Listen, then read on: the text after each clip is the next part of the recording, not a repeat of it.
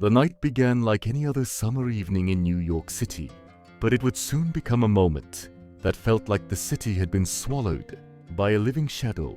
Temperatures clung stubbornly to the high 80s. The humidity weighed on the air, and the city's heartbeat thumped unevenly under the glare of a long, restless day. Unseen above, electrical lines groaned under strain, whispering warnings few would hear before it was too late. At exactly 9:34 p.m., the first lights blinked out. Then more, then all. A thunderbolt had struck a crucial power station near Westchester County, knocking out key transmission lines and sending the entire grid into a collapse that sent shockwaves down every street and alley. The city that never sleeps suddenly slept, but not peacefully. Darkness spread like a slow curtain pulled from the sky.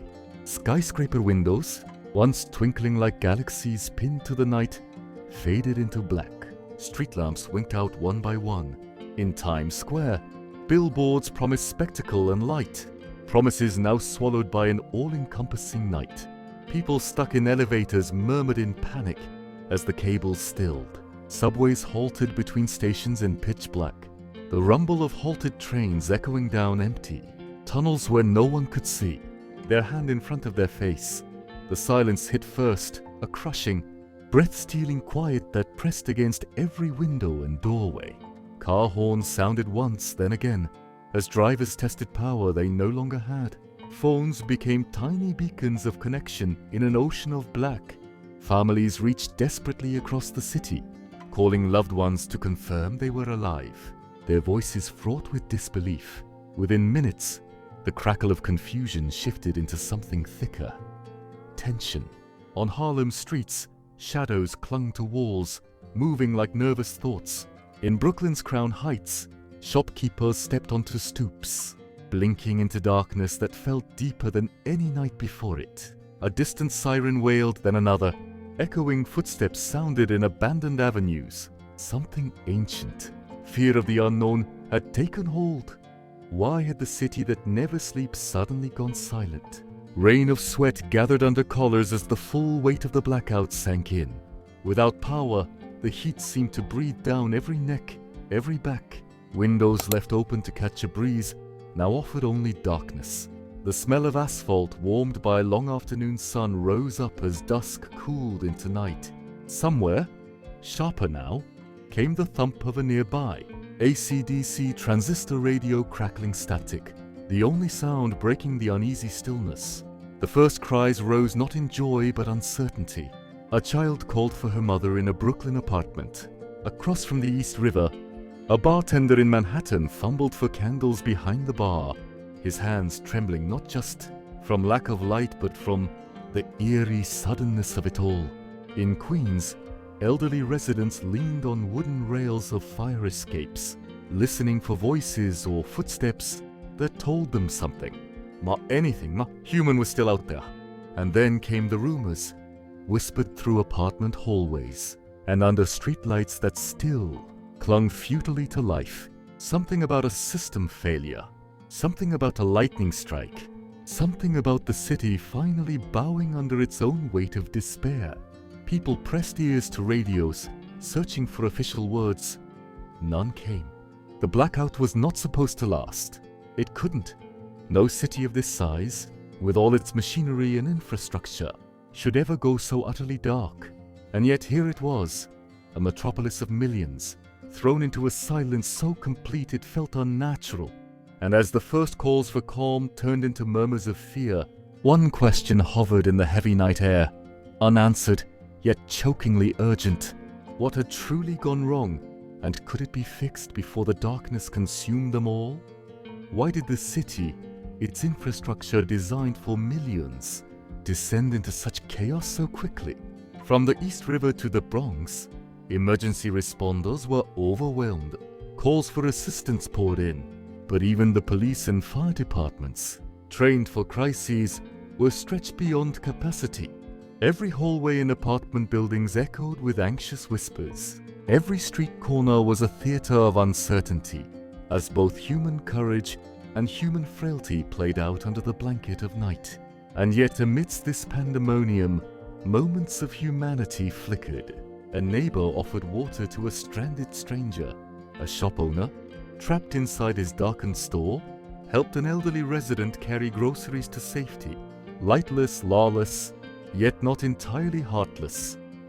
These acts punctuated the darkness, creating fragile beacons of hope. By midnight, the streets had transformed into a living organism of fear, hunger, and moral tension. The chaos was not a spectacle for the watching world. It was an intimate, grinding reality, forcing every New Yorker to confront the precarious balance between survival and conscience. And as people looked at one another across the dimly lit streets, a single question kept echoing in every mind. Who could they trust in a city now cloaked in shadows? Amid the chaos, not all hearts succumbed to fear. In apartment complexes across Manhattan and Brooklyn, small acts of courage began to ripple quietly, unnoticed at first, but steadily reshaping the city's fabric. Mothers held trembling children close, whispering tales of hope. Neighbors checked on one another, offering water, blankets, and a voice of reassurance in a world suddenly stripped of familiar comforts. In one Harlem apartment, an elderly woman guided two frightened teenagers to safety, her hands shaking but her voice firm. Outside, on the deserted streets, a young man carried groceries he had salvaged from a looted store to the elderly couple next door. In the shadows, kindness became a weapon against despair. Streetlights were gone, windows were black, yet the human spirit persisted, illuminating the night more effectively than any artificial glow. In a Brooklyn deli, a worker handed sandwiches to children who had ventured out in search of food, insisting they take enough for their families. Across town, a musician who had lost power in his studio began performing on his fire escape, the faint notes of a piano cutting through the silence, a reminder of culture, memory, and resilience. The sounds of courage were subtle, almost drowned by the chaos, but they were present. The soft voice of a mother soothing her child, the shuffle of footsteps bringing supplies to those in need, even the faint strum of a guitar. These were the quiet victories. Each act defied the darkness, declaring that while infrastructure could fail, the human heart need not. In every neighborhood, the dance of fear and bravery continued. Some risked personal safety to assist strangers. Some provided calm in the midst of panic. Each choice, each selfless gesture was a statement that amid destruction, humanity could endure. Could humanity survive when the lights went out? As midnight deepened, the city's moral map was redrawn. Shadows that once seemed oppressive now carried the weight of decisions, of choices between selfish survival and shared compassion. And though the blackout continued to stretch, the courage displayed whispered that even in the darkest night, light could persist in unexpected places. In a city famed for its relentless nightlife, the blackout struck with an almost ironic precision. Disco lights that once pulsed in time with the music went out instantly, leaving dance floors frozen in shadow. Nightclubs that had been teeming with energy became eerie. Silent spaces, the laughter and clinking, glasses replaced by anxious murmurs, and the occasional panicked shout. Outside, the streets reflected the same tension. Times Square, normally ablaze with neon and motion, was now a black canvas punctuated only by the distant flicker of a candle or flashlight. Taxis stalled in the avenues, horns blaring in confusion. Pedestrians navigated the darkness cautiously, their silhouettes dancing between pockets of a streetlight that had resisted the outage.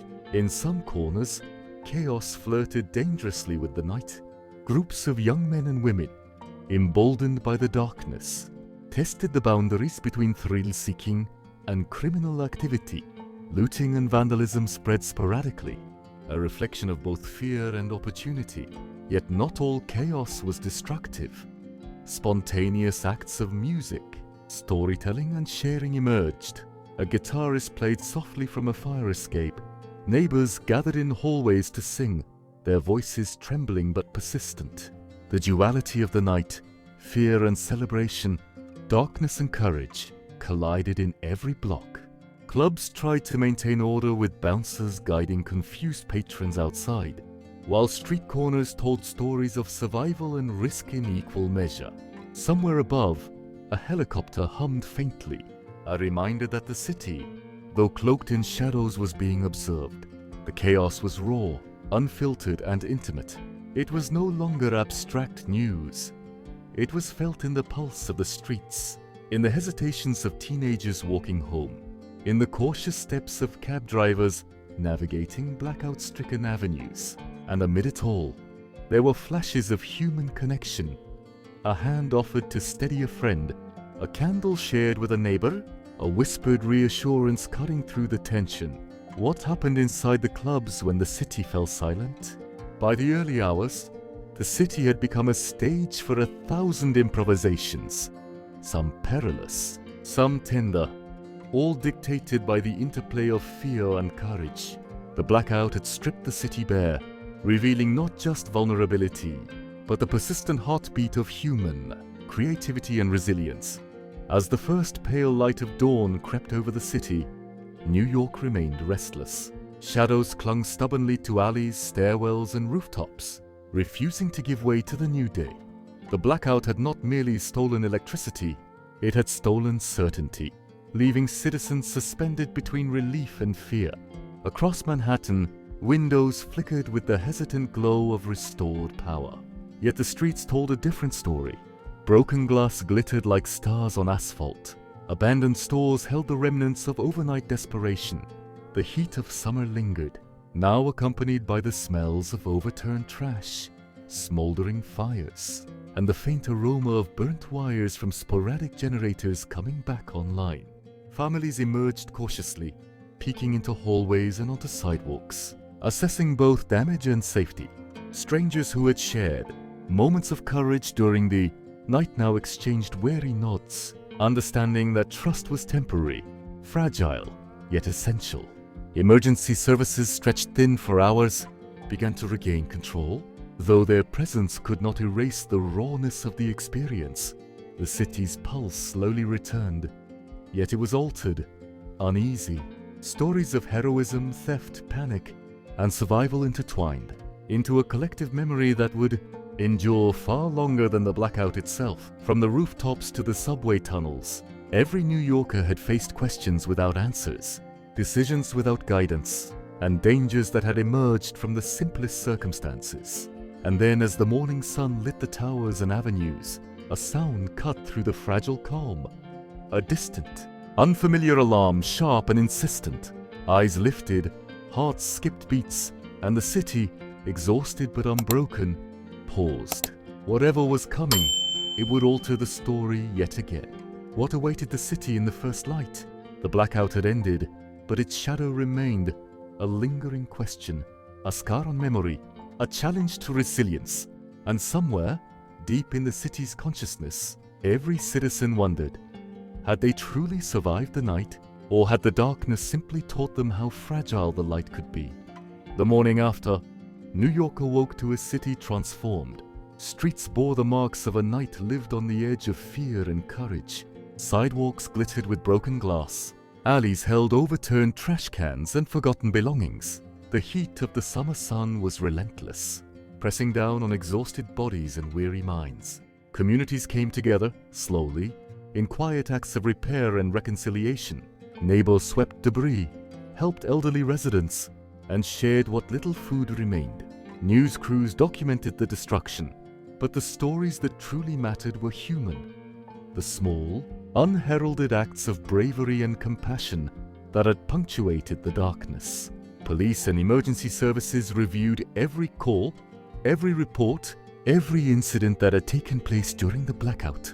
They reconstructed timelines, pieced together narratives, and confronted uncomfortable truths. That even in a city designed for order, the thin veneer of civilization could be stretched to breaking. Yet amid the debris and chaos, resilience showed itself. Children who had wandered through the dark streets returned, home with wide eyes and stories to tell. Parents who had feared the worst held each other and whispered prayers of thanks. The city, while scarred, had survived, But the questions lingered. Could this happen again? Had the city learned its limits? Or would the next crisis catch it unprepared? Across rooftops and fire escapes, across subway tunnels and empty streets, a subtle pulse returned. New Yorkers spoke of fear, of courage, and of survival, their voices intertwining into a narrative that would endure for decades. The blackout was over, but its echo had changed the rhythm of the city forever. As evening approached, and the first lights flickered on across Manhattan, the city seemed to exhale cautiously, yet in every glance, in every whisper, remained the question that would not easily leave. Was the night truly over, or had it only begun to teach the city its most important lessons? Days turned into weeks, and New York slowly returned to its usual rhythm.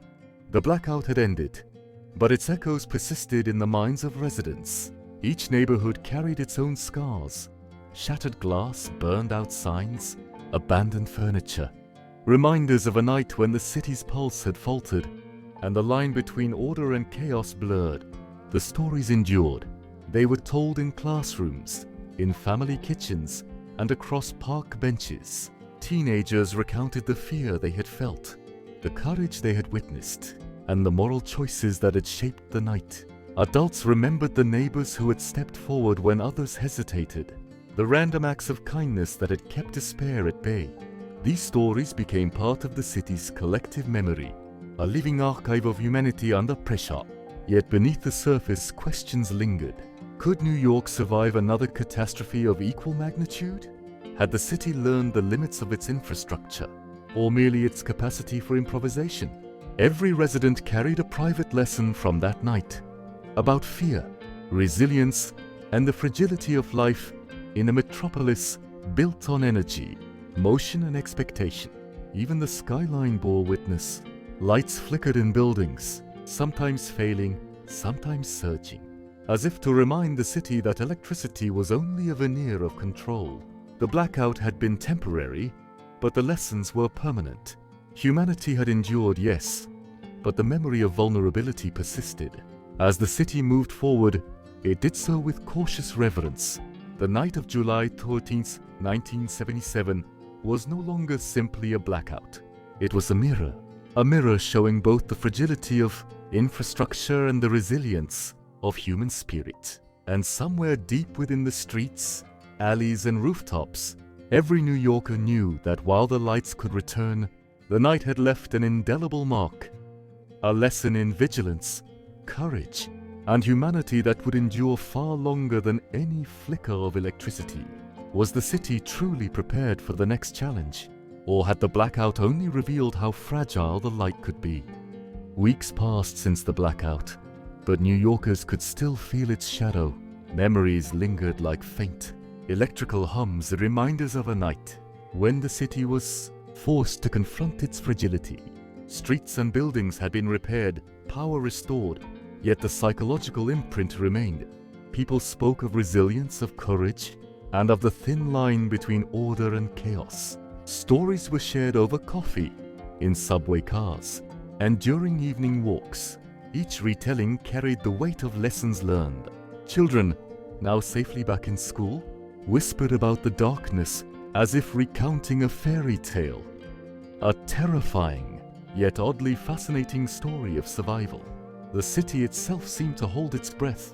Traffic flowed, lights glowed, but New York had changed in ways imperceptible to the casual observer.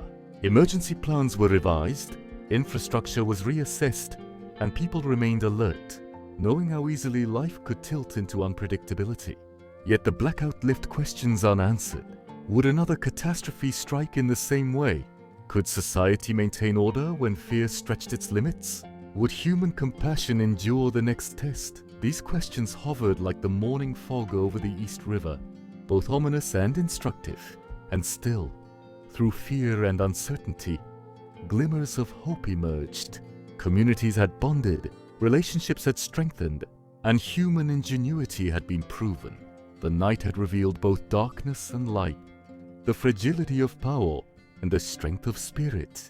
Had New York truly learned? Or would the lessons fade with the passing seasons? Only time would tell. Months had passed since the blackout, yet the city still vibrated with the memory of that night. Every street corner, every subway platform carried subtle echoes, not of electricity lost, but of lessons learned. New Yorkers walked with cautious awareness, knowing that life's pulse could falter without warning. Community meetings grew in importance, as neighbors shared stories and strategies for surviving not just another blackout, but any unforeseen crisis. Children, now older by only a few months, recounted adventures and fears, creating a living archive of resilience. In classrooms, teachers used the blackout as a lesson in both history and human behavior, emphasizing empathy, courage, and quick thinking. Businesses adapted too. Emergency generators were installed, contingency plans revised, and communication systems tested regularly. The city's infrastructure had learned from the night, but even more importantly, its people had. Survival, they realized, depended not merely on power or technology, but on human connection, cooperation, and trust. Yet, for all the preparation, the psychological scars remained. Many reported moments of anxiety during sudden blackouts of a single block or traffic signal. The night had revealed vulnerabilities in infrastructure, in society, and in individuals. But it had also revealed strengths that had gone unnoticed. The memory of July 13, 1977 became a cautionary tale, a reminder that the city's heartbeat was fragile yet enduring. Through fear, chaos, courage, and community, New Yorkers had discovered a truth both simple and profound: that even in darkness, humanity could shine. Had the city fully absorbed the lessons, or would future generations need to experience their own blackout to understand?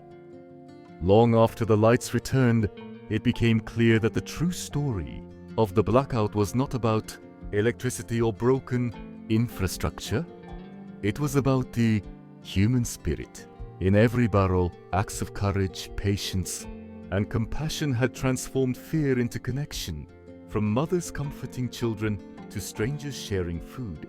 Every gesture illuminated the night more than any neon sign ever could. In Brooklyn, a teenager guided an elderly neighbor home, holding her hand through darkened streets. In Manhattan, a barista shared coffee and reassurance with frightened patrons. And on rooftops across Queens, young musicians filled the silence with improvised melodies. These stories spread quickly, whispered in subways, repeated in workplaces, and memorialized in personal journals, a testament to resilience.